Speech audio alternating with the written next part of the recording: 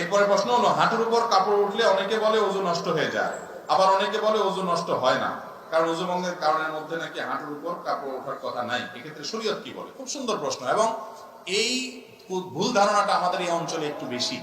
এই অঞ্চলে মানুষের মধ্যে দেখা যায় যে এই ধরনের ধারণা একটু বেশি। হাঁটুর উপরে কাপড় উঠলে বলে যে ওযু চলে গেছে। আসলে কি যায় না। হাঁটুর উপরে কাপড় ওঠার সাথে ওযু যাওয়ার সম্পর্ক, ওযু যাওয়ার সম্পর্ক কিসের সাথে বলেন তো?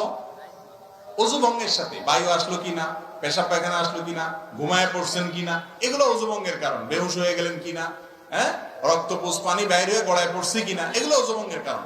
ওযু ভঙ্গের কারণ যদি না পাওয়া যায়, তাহলে হাঁটুর উপরে কাপড় ওঠার কারণে কি হবে না, ওযু ভাঙবে।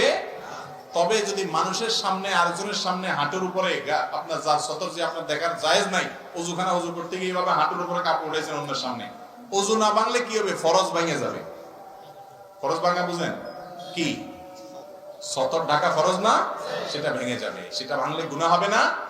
এই জন্য ওইটা বড় গুনাহ হবে। ওযু ভাঙলে তেমন কোনো বিপদ হতো না। ওযু ভাঙলে আবার ওযু করতে অসুবিধা কি? কিন্তু গুনাহ হয়ে যাবে অন্যের সামনে। এই জন্য যাতে অন্যের সামনে হাঁটুর উপরে রান টান এগুলো দেখা না যায়, এই জন্য ওইটাকে ঢেকে ঢুকে রাখবেন। কিন্তু যদি কোনো কারণে উঠে যায়, তাতে ওযু ভাঙবে না, ওযু থাকবে।